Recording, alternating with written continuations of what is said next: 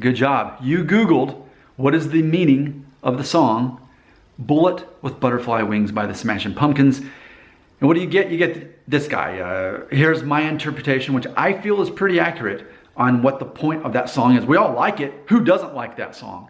It came out at a perfect time. 1995, I was in 9th grade. I was starting high school, forming my identity and perspective of the world, and this song comes along. And naturally, I identified with it, but didn't know why. And here's been over 20 years, and I'm still very much identifying with this song. So I'm going to break down the song and tell you what I think Billy Corgan was getting at here in Bullet with Butterfly Wings. Ultimately, my easy answer is this. He is comparing his newfound fame as a rock star with biblical sufferings and misunderstandings. That's my answer, but here's why. Okay, starting with this. The world is a vampire sent to drain. Secret destroyers hold you up to the flames. And what do I get for my pain? Betrayed desires and a piece of the game. Now, here's the way I perceive this part. Okay, so this is their third album by this point, and Siamese Dream. To me, that's one of the most perfect albums ever of anyone who's ever recorded music. To me, that's just flawless and perfect and innovative. And so they're riding off the success of that. Here he wants to create this double album, and what he's done, and a lot of musicians end up this. I think Lady Gaga, with her newest album, Joanne, I think she's kind of ended up in that situation. You set the stage for your identity of you're going to connect to these people who are misunderstood, and you're going to create this perfect art that connects to them. And you do it so well that ultimately the people begin worshiping you. And if you've watched the music video for this song, you'll see that that's sort of the theme. You see how these people that sort of just these muddy looking people, barely clothed, they're just walking in the mud and the dirt. It's like they're digging holes. It's kind of like pointless, but they're working and you don't really understand what's going on. And by the end of the video, you realize that they're actually the audience watching the Smashing Pumpkins perform this song. And I think that in itself shows ultimately what's going on here, is that Billy Corgan recognized that he had created this perfect art and therefore drew this perfect audience for it. And therefore he had to keep performing to that same standard as he did in Siamese Dream and Gish. And now with this album, this double album, he's got to continue to grow this identity. Now here's the problem though, is that he was evolving and growing as a person. And so he had to keep playing this one part that he was ready to actually sort of grow up beyond a little bit. Okay, let's keep going and maybe you'll see where I'm coming from on that. Here it is. Next thing he says is, even though I know, I suppose I'll show all my cool and cold like old job. Okay, so he's like, yeah, I get the deal. Like, this is what we're getting paid to do. This is what we were signed to do. I'm going to keep doing these kind of songs and keep this image up and all this thing. I'm betraying my desires of what I really want to do in music right now. I can't really evolve as an artist because I need to stay in 1994, 1995. And what do I get? I get a piece of the game. I get money, I get fame, but I need to stay stuck in 1995 if I'm going to survive with this audience that has followed. And what's funny is after this album, they started changing their style of music and their popularity declined after this album. So I think that's very prophetic. All right. So we all know the part, despite all my rage, I'm still just a rat in a cage. Of course, for me, that is the concept that not only was he tied down to the record contract with the studio to keep making a certain kind of music that people were going to buy, that would be financially successful for them and the record company. But it's like he was trapped in this cage that he couldn't get out of, and he knew that he really couldn't change anything. Like, okay, this is what I do now. I guess I've got to betray myself and what I really want to do to keep performing this. Then someone will say, what is lost can never be saved. He has that line in there, which is almost a glimpse of what's to come later on, and I'll get to that in a moment. Moving on to the second verse though. Now I'm naked. And just stop right there. Obviously what he really means, and that's no kind of romantic gesture, he's saying that basically I have to be so aware of myself and what's going on and what people expect me to be. It's like I'm unguarded because I have to know what's myself that well and what's going on, and everyone's looking at me like I have all the answers, and I don't really. I'm just an artist, but okay, people are seeing me in a very vulnerable, unguarded situation, so I've got to keep up with the act. All right, so moving on, he says, nothing but an animal. Of course, going back to that performance concept. But can you fake it for just one more show? It's almost like someone from the studio.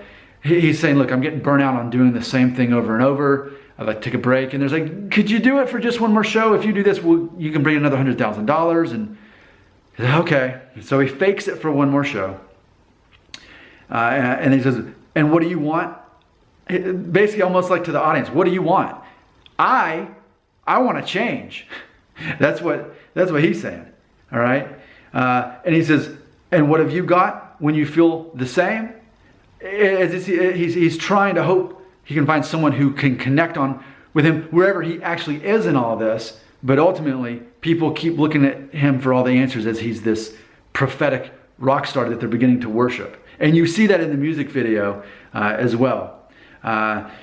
So we're getting closer to more of the biblical references here.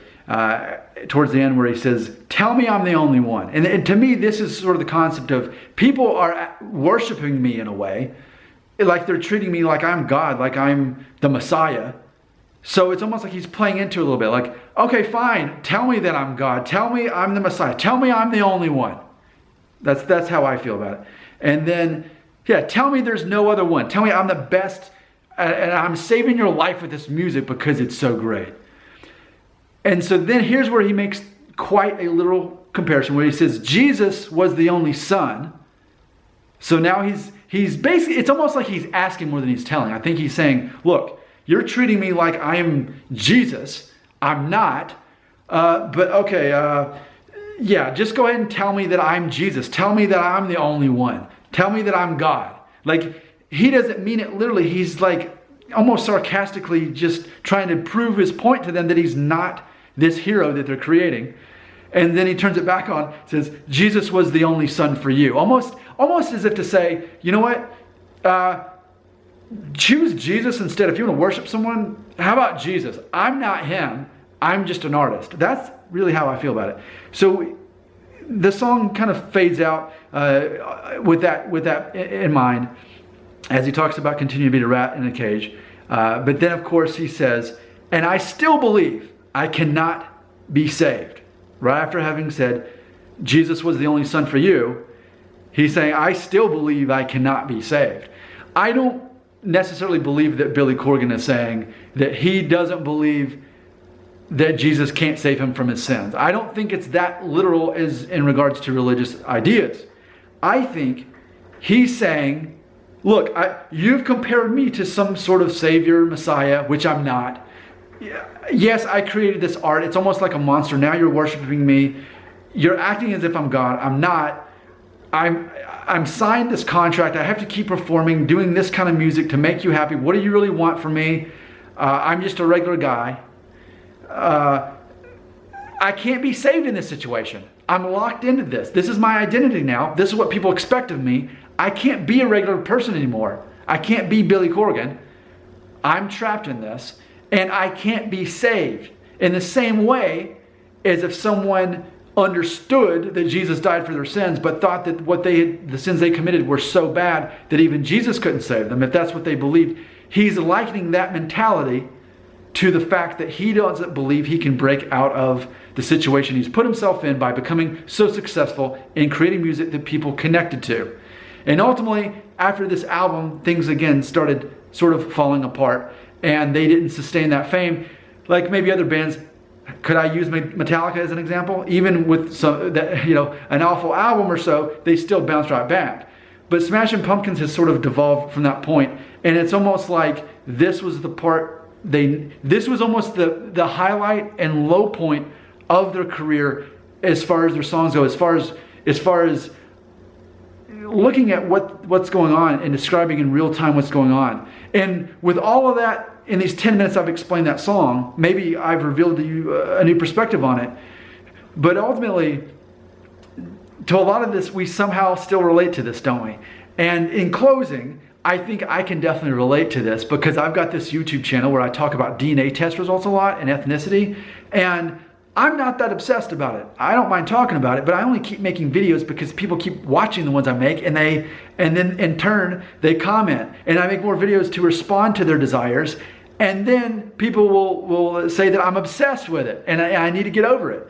And so from that perspective, as a YouTuber, I totally understand where he's getting from. When you are a creator, there's a certain strange relationship you have with the consumer, the audience that is consuming your product as a creator. And once they find something you do that they like, they want more and more and more. And when you give them more and more and more, then others that aren't quite as passionate will say, why don't you do something new? And then they start doing something new and it doesn't work. So ultimately, Billy Corgan realized he needed to always be the 1994 Billy Corgan from the Smashing Pumpkins. And if he ever departed from that, ultimately, it wouldn't work anymore.